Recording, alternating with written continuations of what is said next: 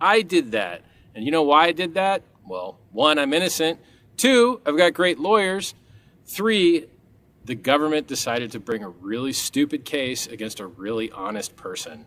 And guess what happened? The judge saw through it and dismissed the case in its entirety, something that almost no other cryptocurrency has ever achieved. And they didn't just charge me. They charged me, Hex, Pulse Chain, PulseX. They actually charged software as a defendant. Can you imagine that? Can you imagine math that you can run at home and execute on your own, charging it as a defendant? Unbelievable, right? It would set a terrible precedent for all of open source software everywhere, where anybody that ran anything anywhere would somehow encumber the founder and the publisher with some type of liability. Insane, terrible. And I beat them in court. The case was not dropped. The case was not settled. We beat them in court, and we got something that I hear is better than a judgment with prejudice, and that is a judgment on the merits, a in favor of judgment, where it's not a question who the victor was me. And Pulse Chain and PulseX and Hex, but it's a little bit weird to call software code that you could run at the privacy of your own home a victor, but since they were silly enough to charge them as defendants, well, I guess, the judge also had to declare them as victors. Very, very silly. And if you go and read the actual oral arguments in front of the judge, it looks really awesome for the innocent guy, me. It sucks that in this world where you're supposed to be innocent until proven guilty, you have this massive chilling effect against your free speech because there's a team of guys sitting in a room combing through everything you've ever said and anything you're saying and anything that you might say and looking for something to screw you up on. It's happened to President Donald Trump. It's happened to a lot of people in cryptocurrency, sadly. And then it happened to me. But I didn't settle like everyone else. And by the way, a lot of people were filing amicus briefs and people in the industry were helping each other out and, putting up a united fight, a united stand. Nobody in the industry helped me. Not at all. Not a little bit. So we did it on our own, just like we did everything else. The S-load fee got raised. Oh, well, no problem. S-load fee and the transactions are looking nice and affordable on Pulse Chain. We removed you from the front end. Uniswap had removed Hex from the front end. They have since added it since we won in court. They've added Hex back to the front end on the Ethereum network. And it's like, why would you charge, if not the most honest person in crypto, one of the most honest people in crypto, with lying, and then go through hours and hours and hours and hours and hours of the video and send subpoena and subpoena and subpoena and subpoena the whole universe. And then, when the judge asks you, okay, well, show me the lie, you're just like, I don't know. I don't know where the lie is, Your Honor. It's terrible and costly and silly and a waste of the government's resources. They could have been out there, doing good in the world, getting bad guys, and there's no shortage of bad guys to get. So, moral of the story, if you come at the king, you're going to lose. I've prepared for this my whole life. I did as much research as I could. I researched the law to the best of my ability, and I was right and everyone else was wrong. And that's what's up. So thank you to the Honorable Judge Amon, the federal district judge in the Eastern District of New York, that saw through the lies. And there were a lot of lies, misquotations, just disgusting behavior. Maybe not as disgusting as the debt box case, but pretty disgusting. I mean, they got full sanctions in the debt box case for the number of lies the SEC did, telling lies to the judge in that case. Yeah, I had a remote control hit record. I accidentally stopped it. Rage. Haven't done a video in a while. So, what's new? Well, we've got, with this new legal clarity that almost no other coin in the world has, including Ethereum, no one's willing to go on record and say Ethereum's not a security.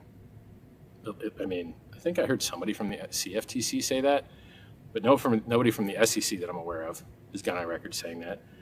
Look, I think that software that you run in the privacy of your own home is unlikely to be a security. So I would prefer a world where people can make their own decisions You know, for a disclosure-based regulator to pretend the disclosures don't matter is just wild. Well, anyway, long story short, I won, they lost, I was right, everyone else was wrong. And that's what happens when you're honest. You have the facts on your side. You know, there's a lot of people out there that aren't honest. They say a lot of things that aren't true. They mislead you.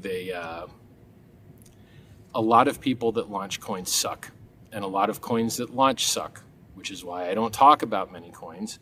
Very, very few. I don't like to talk about many coins because so many of them are garbage. But that's life. You know, so many outfits that you could wear suck. So many things you could say suck. You really have to curate. You know, that's why DJs exist. They play music that's good. And that's why, you know, you try and follow people that are smart. You try and learn from people that have experience. You know, how many things have we seen fail while Hex has operated flawlessly, Pulse Chain's operated flawlessly? Tons of things. Billions and billions and billions of dollars lost all over the place by people that think they're better than you. But you didn't lose $1 billion. They did. You know, like there's no like self-awareness in this industry. They don't realize who the good actors are. I'm a good actor, and a lot of other people out there are not. So with this new regulatory certainty, either people are going to work with us, because I mean, what's missing, right? You've got a unique product and a unique feature with time locking and Hex. You've got a faster, cheaper Ethereum in Pulse Chain that has higher throughput, lower latency, lower fees, and none of the L2 vampires. Hey guys, you tried the L2 thing. It didn't work out, huh? You regret that now, don't you? Yeah. Come to an L1. Come to Pulse Chain. It's more secure, more composable. It's the idea that they incentivize people to steal brand awareness from Ethereum using L2s and then fracture liquidity and then introduce latency and then introduce massive risk. The majority of these L2s, the vast majority, if they turn off their centralized sequencer, you can't transact anymore. Your money's gone. Bye-bye. Are you in blockchain for trusted counterparty risk? I'm in blockchain for trustlessness. I'm in blockchain for permissionlessness. I'm in blockchain for doing things that make the world a better place. Having to beg someone for your money is the opposite of why the blockchain was invented, and that's all L2s are. 99% of them. Absolutely terrible decision from the Ethereum guys, and their price chart has paid the price for it. You know, it's down over 4 years now. That sucks. It used to be 5K. Now it's, you know, what, 1,400 a few weeks ago. I think 1,800 now. That sucks, man. $1,800 Ethereum sucks, especially when gold's at all-time highs, Bitcoin's nearing all-time highs again. Do I think it'll get back up? Yep, I do, especially if institutions are buying, which they are. You know, how many ETFs are there out there right now? Bitcoin, Ethereum.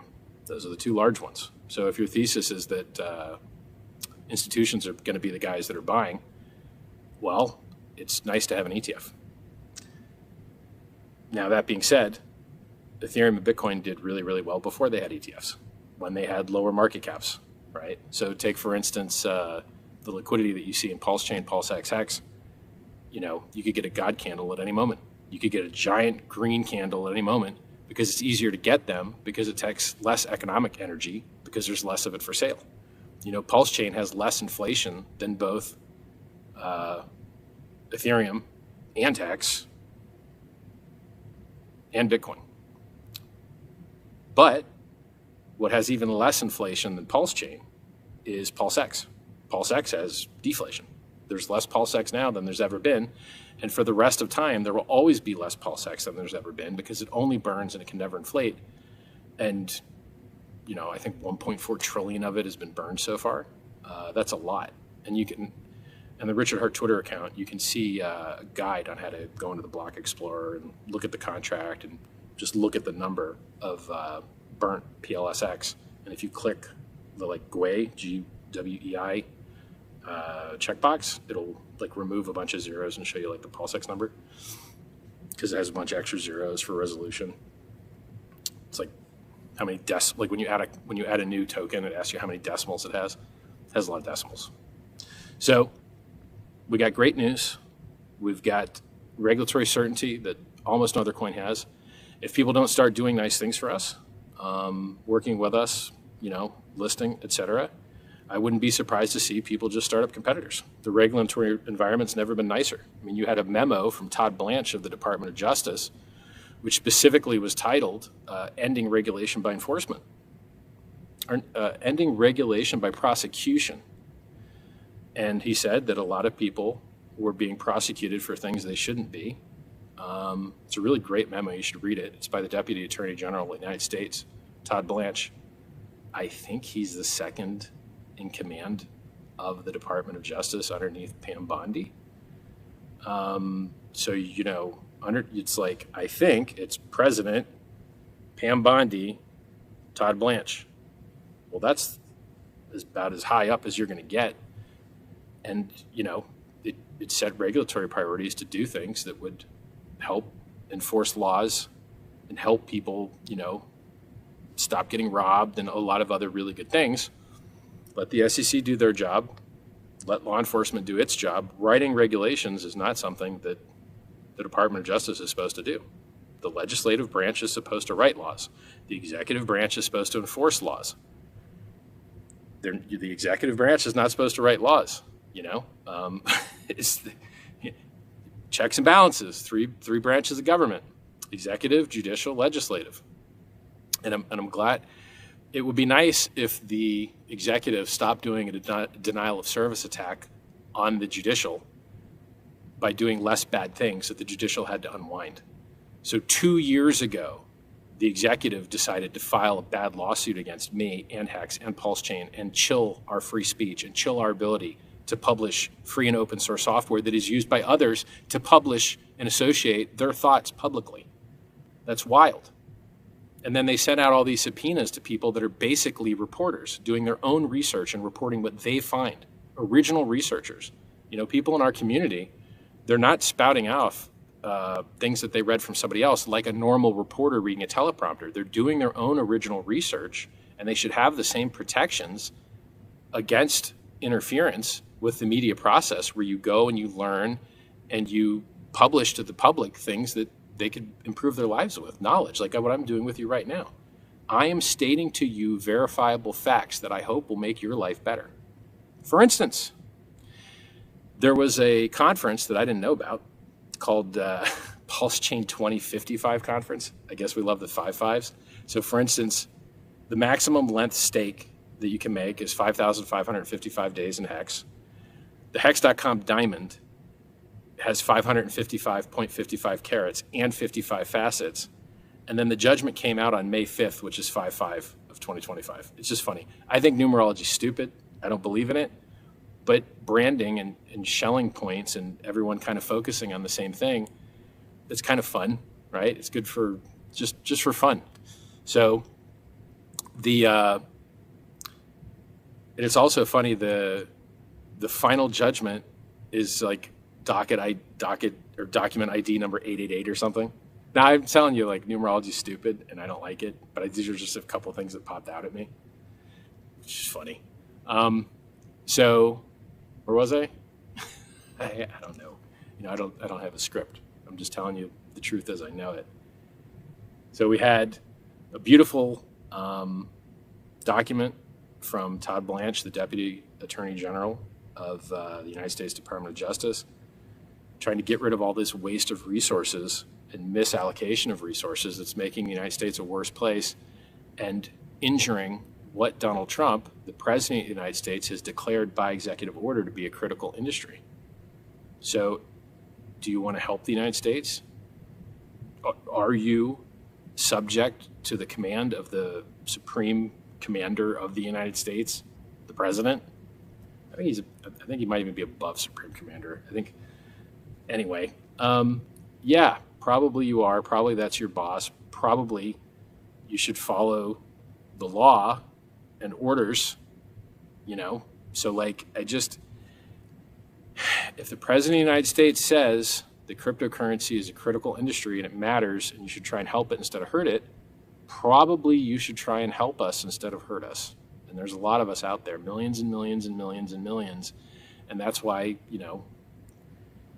I dislike gatekeepers. I dislike big corporate entities. I think cryptocurrency was invented to replace all those guys, but at least Coinbase is out there doing good lobbying and trying to get good laws passed.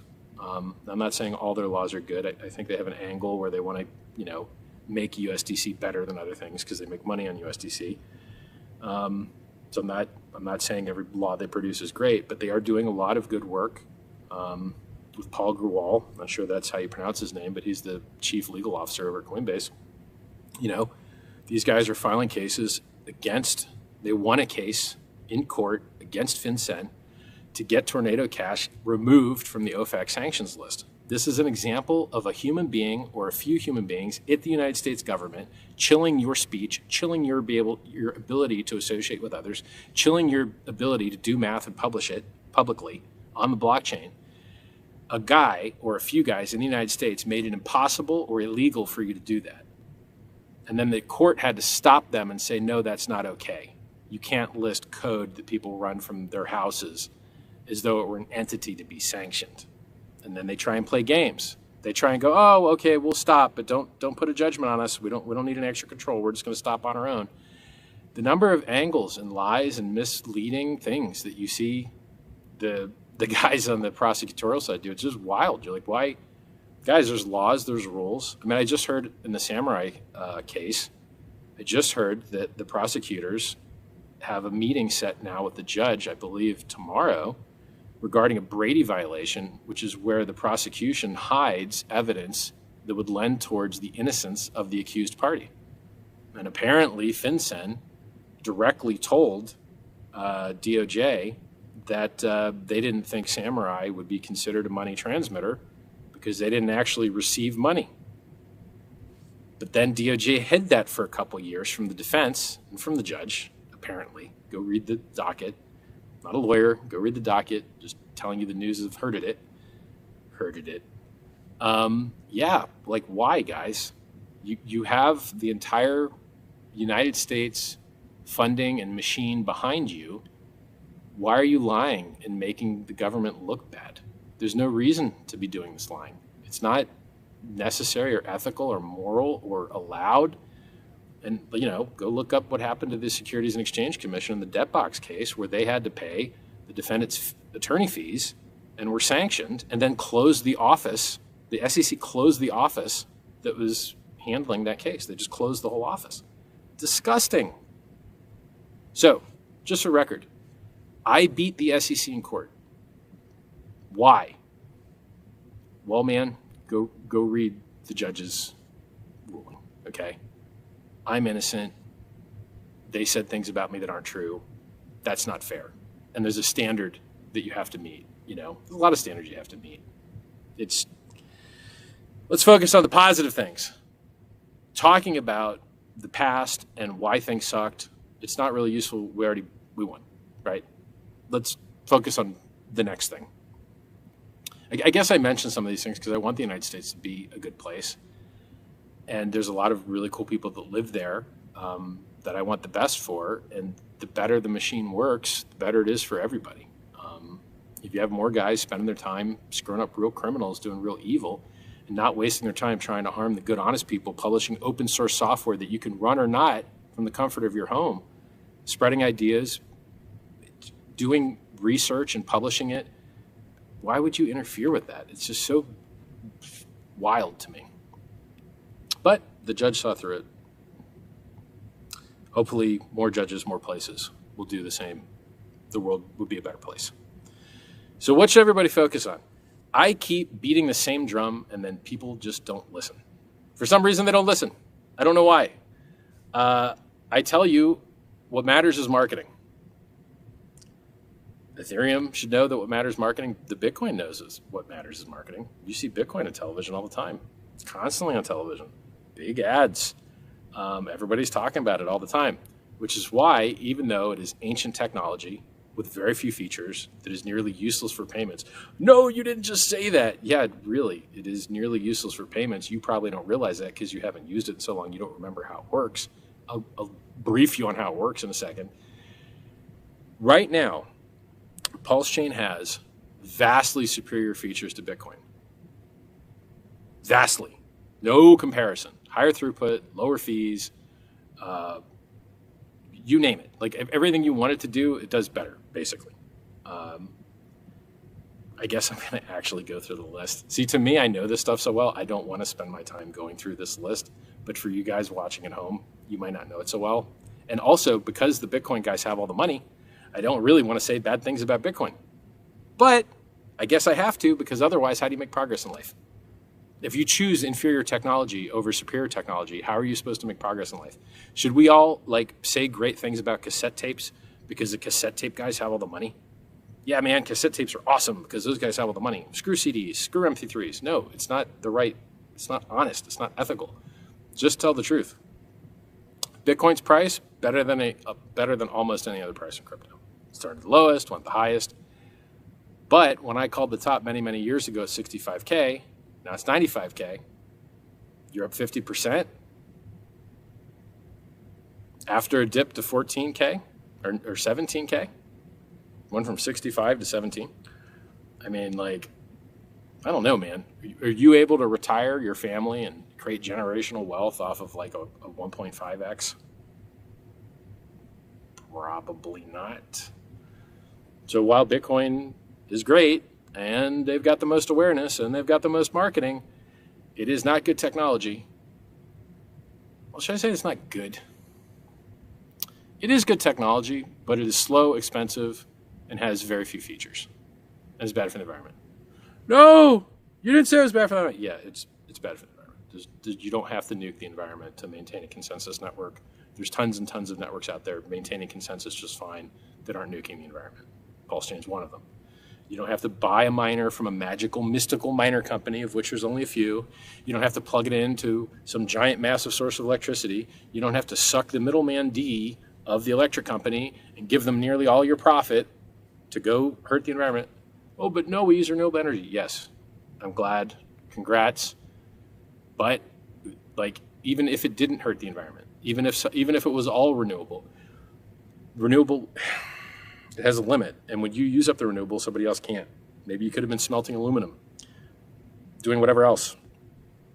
And then you're also not going to have 100% renewable. And then why do you care to make the electricity company rich anyway, even if it was renewable? And guess what, man? What price do you think they're selling down in order to pay that electricity bill? They're selling coins to pay that electricity bill. Do you like them selling down the price, billions of dollars over a decade, to sell the price down for what? To what end? To enrich a few mining companies and a few electricity companies and a few facilities companies for what? To maintain a consensus network? We have proof of stake that works wonderfully well now. We do not need to blow up the environment or have expensive costs or have centralization in the form of mining networks like this foundry network in the United States oftentimes has, I guess, nearly 50% or something, which ain't so great if you're worried about a 51% attack. But hey, like, man, I hate beating on Bitcoin, but like, if you don't tell the truth about it, are you really going to have people buying superior tech? Are you? Probably not. So someone has to bite the bullet and tell the truth about this stuff. And yes, it sucks because they're all tribal and they're going to hate on you, but they were going to hate on you anyway. So you might as well just tell the truth, and then they're just going to hate you anyway. You know, Bitcoin's had more than one inflation bug. Pulse Chain has not. Bitcoin doesn't have stable coins on it that are worth a crap. Pulse Chain does. Bitcoin does not let you launch your own tokens easily. Pulse Chain does. Go to pump.tires. You can run your own code, launch your own coin like that. You can publish documents very easily on Pulse Chain. You can communicate and message other people on Pulse Chain. Like, you can have privacy and anonymity if you want. There's ZK-enabled privacy tech on Pulse Chain. These things do not exist on Bitcoin, and they are awesome, and they are progress, and it's a better tool. If you believe in toolboxes and you believe in empowering people to be able to do what they want to do to make their lives better, Pulse Chain has superior tech. Hex has superior tech. Pulse X has superior tech. Is there an on-chain exchange using Bitcoin to remove counterparty risk? Not that's any good, not at all. But there sure is on Pulse Chain. That's Pulse X, pulsex.com.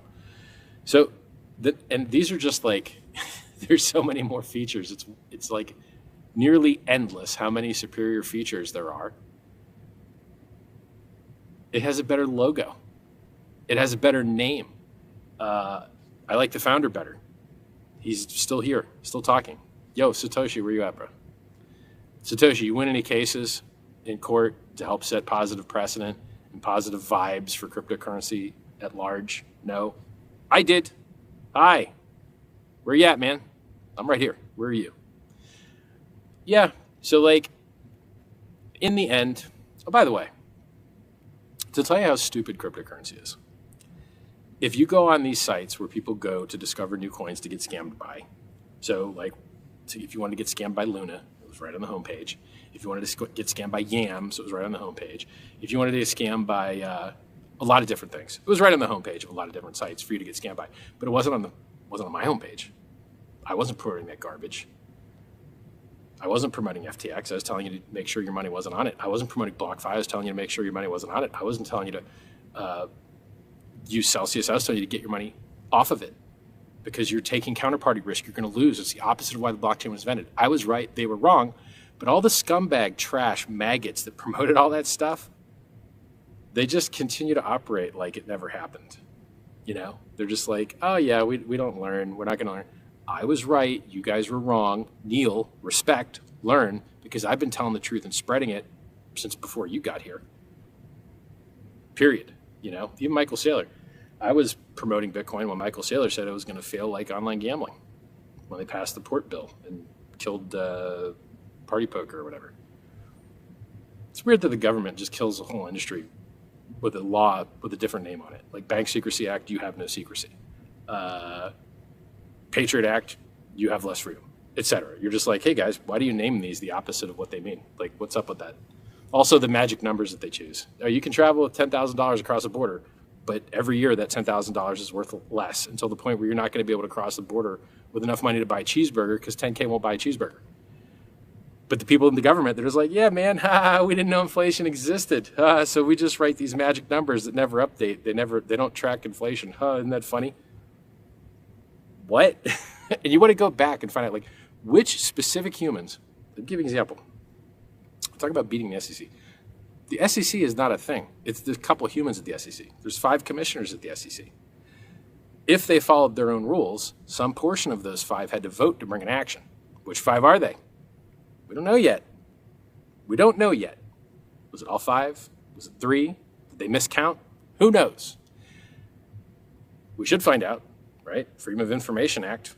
They can't hide behind investigation privilege or whatever because case closed, homie. Like, the case gone. Bye-bye. So now Freedom of Information Act should allow to find out which of those 5 people decided to bring this silly thing. And then you're trying to assign blame. Like, okay, at this entity, who are the guilty parties and to what degree are each of them responsible? Hard to say. For instance, with this, like, who is the person that chose that 10K limit and why does it never move? And why are these magic numbers all over the place? And who are the people that made those mistakes? And do they ever apologize for it? Has anyone ever held them to account? Like, hey, you made everything in the world worse by not understanding inflation exists and choosing numbers that never update to account for it. Do you feel bad about that? Do you feel sorry about that? Have you ever tried to fix your mistake? Have you ever allocated any of your resources or time to undo the screw-ups that you've made in governance? And there's enough to go around, right? Like, there's bad laws all over the place globally, and I just never see anyone accepting responsibility. It's just like, man, anyway, I'm trying to make the world a better place. Speaking of making the world a better place, I raised $27 million for charity. Didn't give $27 million for charity, raised it. You guys gave $27 million for charity. You guys deserve the credit, and you guys gave your money to an entity or entities that are literally spending it on medical research to try and save your life. I love that.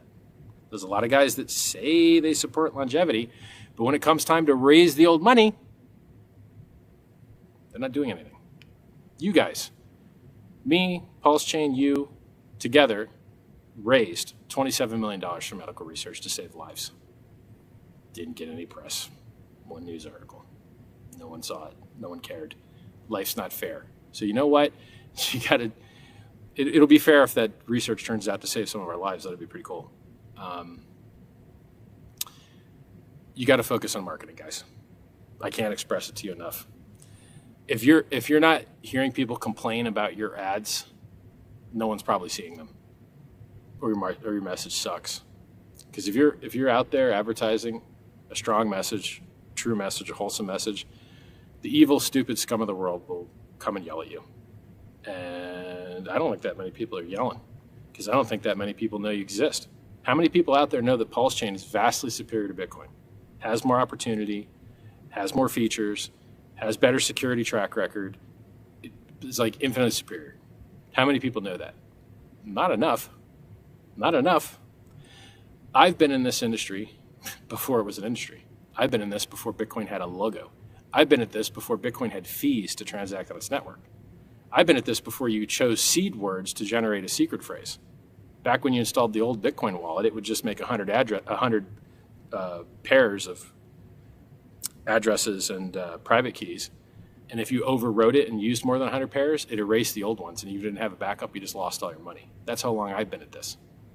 So to understand that what we have now is an opportunity vastly superior to what I had when I first got into Bitcoin is amazing. On-chain exchange, ZK, zero knowledge tech, NFTs, communicating, messaging on chain. Like, bro, we have everything. We have everything. We have so much opportunity. We just need to tell people about it. And it's not a question of people want to participate. We know people want to participate because they buy absolute garbage. They buy absolute garbage. So if you give them the opportunity to buy something that's not garbage, maybe they'll participate. Maybe they'll transact. Maybe they'll associate. Maybe, like, the sky's the limit. You know, this is Turing-complete technology that allows you to program whatever you want. It's a little slow. It's a little expensive. That's the price you pay for true decentralization and immutability and a record of truth. That's the price you pay. And a lot of people want to pay it, you know. I think somewhere within a few months after Hex launched, over 5 years ago, Ethereum was like $88. Yeah, the price is down from $5K, but it ain't $88. It's still $1,800. It's still, you know, an 18 or 20x from then. Well, we're crying with a loaf of bread on our arm, depending on how long you've been at this. So long story short, the news is good. I hope that governments everywhere improve themselves. What more can I do than speak the truth and publish it to you? At great risk to myself, by the way. Look what happened to me personally, because I was willing to make a difference in this world. And look what happens to Donald Trump, and look what happens to Elon Musk, and look what happens to Joe Rogan. If you matter and you're trying to make this world a better place and you're making an impact and people are aware you exist, they're going to hate you. It comes with the game. And you've just got to be able to accept that trade. That just has to be a trade that you're willing to make. And it's a trade I'm willing to make. And that's why I'm here, and I'm proud to be speaking to you guys. And to tell you the truth, everything is far better than it needs to be. It's far better than Bitcoin is or ever was. How is Pulse Chain currently right now not better than Ethereum? Real question. Does Ethereum have a feature that you wished that you had? What's that feature? L2 stealing your brand? Centralized mining, like where you give your coins to some entity and then they like stake them and then give you some yield. Like what is the feature? The feature I see that Ethereum has that I wish Pulse Chain had was good on-ramps. I like that. But minus the on-ramps, I guess they have a good privacy anonymity set for their zero knowledge, privacy tech too. Pulse Chain doesn't have that. There's only two things I can think of. We've got higher throughput. We've got lower fees. We don't have L2 vampires. I think we have a more decentralized validation network. And I think we only would accept, I believe the Pulse Chain community and the validators on it would only accept tried and true tested upgrades from Ethereum, but Ethereum doesn't have that privilege. So Ethereum, when it upgrades, has to hope that the testing it did on its testnet worked right. And sometimes it doesn't. Geth just recently pushed an emergency hotfix because people were getting slashed because they weren't signing transactions properly, something to that effect. Check the Richard Hart account, it tweeted about it. So if you had the opportunity, let me put it to you this way. When crypto gets back up and starts making new all-time highs again, what do you think is likely to go up more? Pulse Chain or Ethereum? Which one's lighter? Which one has a founder that speaks English? I'm making fun of you there, Vitalik. I love that you're focused on privacy tech. I love that you haven't done a Satoshi and disappeared. I love that you are still, battling, and you're still out there working. A lot of people just stop and they disappear. A lot. I'm not one of those guys. Yeah, so I think we have massive opportunity in front of us. Look at PulseX. The guys that bought the Uni token have been getting wrecked by the foundation there over and over. They dangle this thing like, we'll turn the fee switch on. You guys will be able to catch for some value. Well, that never happened. But then you look at PulseX and you're like, yeah, that buy and burn function is burning coins like crazy. Is doing what is a superior thing as far as market economics go, right? People are deciding to reduce the supply by deciding to run code that destroys coins. Thanks, people that are deciding to do that. That's very nice. Since supply and demand exists, with static or increasing demand, you get increasing price based on lower supply. That's it. So I think PulseX is way cooler than Uni. I think Pulse Chain's way cooler than Ethereum. Thank you guys for being our testnet. We really appreciate the work that you guys do. Hopefully, we'll be able to give you guys some things that you can adopt as well if you want. But you ignore a lot of my advice. I told you L2s are stupid. You did it anyway. I told you increasing the S load was stupid. You did it anyway. I don't know, man. There's a little bit of cultural difference, Ethereum's dual wielding vaccines.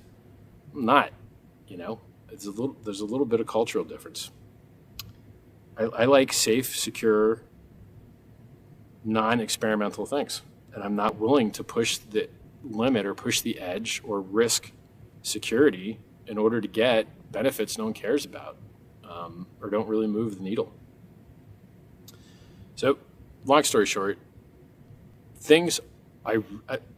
I really do hope the Ethereum price goes up more than most people. I really do hope. I think I care more about the Ethereum price going up than Vitalik. I really do. So, but just like saying the truth about Bitcoin and its technical features, if you're afraid to speak the truth because you're afraid guys aren't going to buy, they weren't going to buy anyway. And it's the same with Ethereum. If you're afraid to tell the truth about Ethereum because you're afraid you're going to make somebody mad, bro, stop cucking yourself. They weren't going to buy anyway. So just speak the truth. There's a benefit to doing it. So everything's better than it's ever been as far as technology goes. You've got more features. You've got higher throughput. You've got lower fees. Heck, even Ethereum has low fees now. Let me teach you something about fees. Could every company lower their profit margin to zero if they wanted to? Yeah, sure, I guess, unless you're already losing money, and then zero would look great to you. But if you're making money, you probably could lower your profit to zero. Is that good for your company? Maybe not, because then you can't pay for R&D, or you can't pay for marketing, or you destroy the industry so that other parties don't want to work with you because there's no profit in it left for them, right? There's a reason that a lot of manufacturers globally try to enforce an MSRP, manufactured suggested retail price, because guys have seen what happens when there's really a race to the bottom. And then, whereas you used to make money, now you don't make money anymore. Block space and blockchains are kind of the same thing.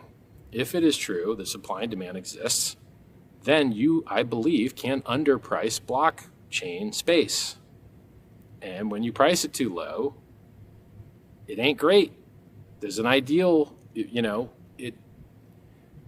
a race to zero is not the ideal way for any organization to function that has other goals aside from price. So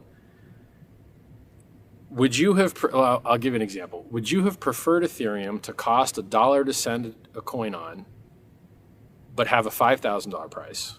Or would you prefer Ethereum today, where it costs 2 cents to send a coin, but the price is $1,800?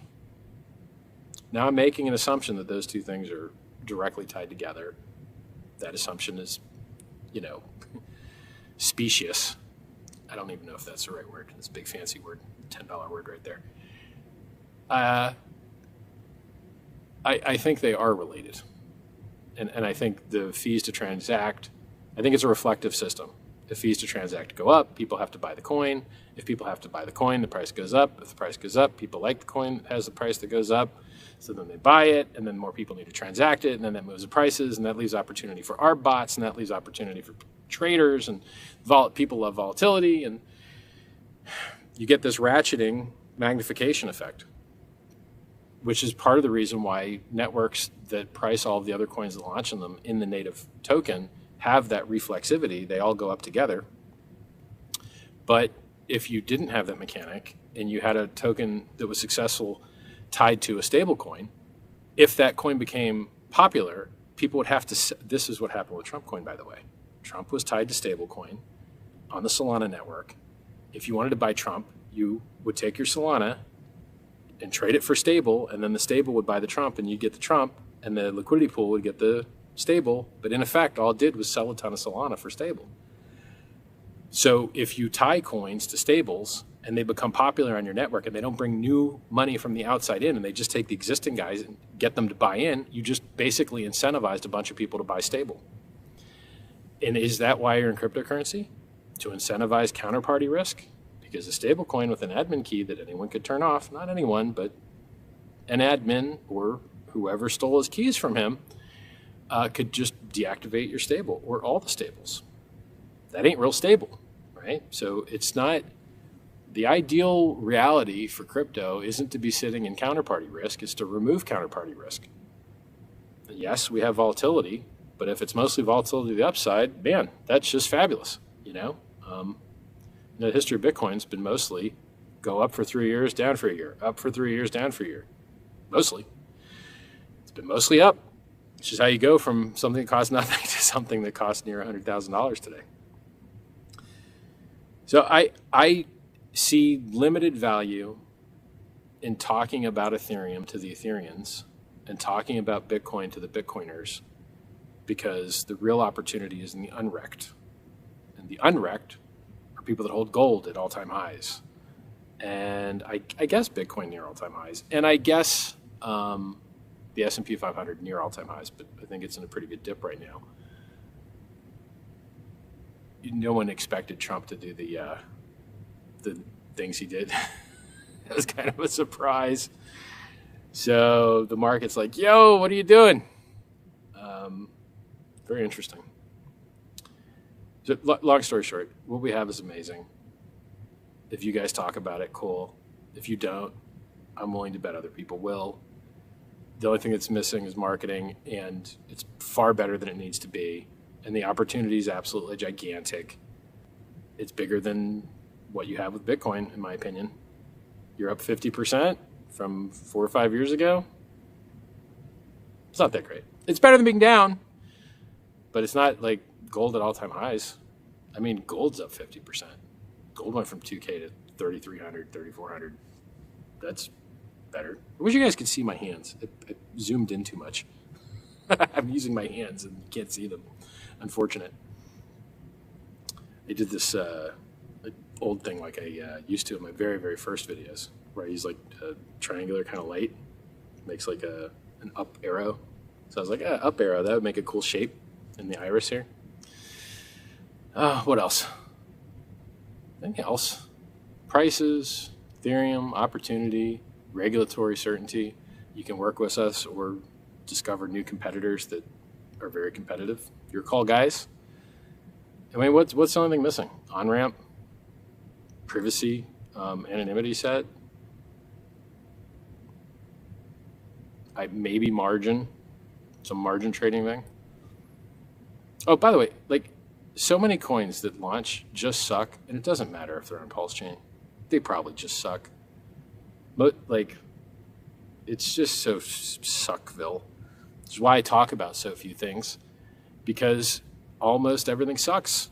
So I don't want to talk about it, you know?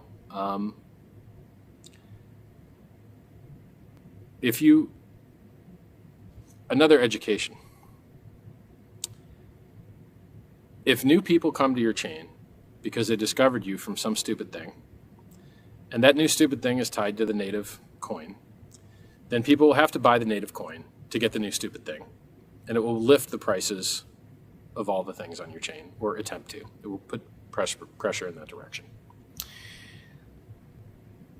If, however, some stupid thing launches and new people from the outside aren't coming to buy it, and it's just existing people on the chain already buying the stupid thing, you've got a comparison to make. Who was more likely to have sold those coins and hurt the price? The person that just launched the stupid thing, or the people that were otherwise holding the coins? Now, I haven't done 100% perfect research, or I guess not that much research at all, but my gut feeling is, for some reason, the people that were holding the coins were more likely to keep holding them, that whenever a stupid founder launched some stupid thing and got rich for the first time. It seems like every single time that happens, they nuke the price, and then it sucks for everybody. So like when an exchange online got hacked for $1 billion, and the hackers sold that $1 billion of Ethereum for whatever, that's $1 billion not in the order book waiting to buy. I mean, it's not that simple, but like if a dude sells $1 billion of a thing that you wanted to sell before you sell, the price you're going to get is going to suck. That's what's up. You can't just sell $1 billion of the thing and be like, it's not going to affect me. I'm going to sell after that guy. No, it sucks. Usually, got to wait a while for other people to buy back up that $1.5 billion or whatever. Not an exact science, but supply and demand, it exists. Supply and demand exists, and it works. And if someone increases the supply to the market by selling it, it hurts the price. Period. If you don't think that's true, go argue with every economics textbook in the history of man ever. The same thing happened like a week or two ago, maybe even just a week ago, where a guy got hacked for 330 million Bitcoin, and it got sold for Monero. I guess the hacker likes anonymity. Apparently anonymity is a human right. Kind of interesting. Anyway.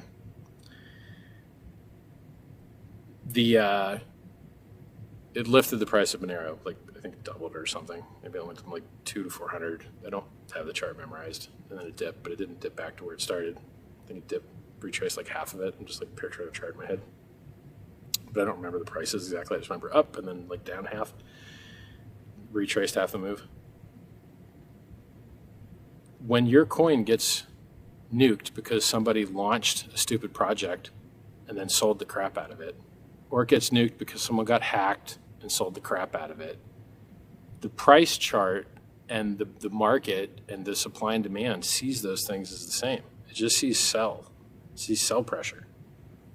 I've occasionally thought of addressing you guys as sell pressure. Hello, sell pressure. How are you today? Whining and crying and complaining while pressing sell? Are you yelling and complaining at people not pressing sell? But I haven't done it. I haven't done it yet. But that's funny. I saw one time a long time ago, I saw a comment that said, beware ever getting a community because they're just a group of people that calls you a scammer anytime the price goes down. I hope our community is better than whatever community that guy was talking about. So, look, long story short, all of you guys could disappear, and this technology is still going to kick ass and be amazing. The only thing that's missing is the marketing, in my opinion.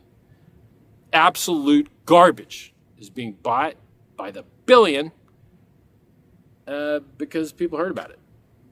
So, if you guys want to spend your time doing something similar to how I spend my time spreading the good word about free and open source software that could improve the world, there's even a discount for doing it. there's a lot of, having an educational charity that spreads the good word about things that might improve the world is looked upon positively in many jurisdictions. And there's financial incentives, grants, rewards, discounts, tax exemptions, you name it, for charitable things, So if spreading the good word about free and open source software that really could change man's relationship to government, that really could reduce the amount of war in the world, that really could increase efficiency, increase availability, decrease costs, increase features, improve trust. All of these things are what a well-designed and well-used blockchain bring. Now, do a lot of people use it the right way? Absolutely not. A lot of people are very dumb and do very dumb things. But you can't blame the technology for that. A lot of people accidentally shoot themselves. It's not usually the gun's fault. So what else? So I beat the SEC. Opportunity's huge. It's better than it needs to be. All I need is marketing.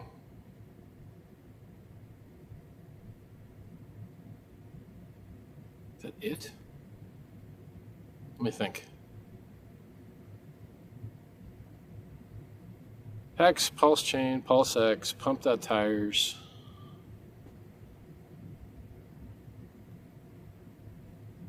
Yeah, I don't know. I mean, there's no reason I can't do more videos like this if something else pops in my head. So it's good hearing from you guys silently. I'm just going to assume all you guys are out there saying wonderful, beautiful things. Yeah. So it's good to be back. And I hope to make the world a better place. And I'm glad to hear that the Sens Foundation or Aubrey de Grey's other foundation is using money that was generated and raised by me and Pulse Chain and you guys in order to make the world a better place. It's really hopefully making an impact that a lot of other people aren't making. And I mean, if I died today, which is unlikely because God, look how healthy I look. It's like, yeah, man, at least I raised $27 million for charity. At least I built free and open source software. I did the best I could. At least I did the best I could to set positive precedent for publishing free and open source software that allows you to publish and associate immutable truth online. Just awesome. All right, guys. Talk to you soon.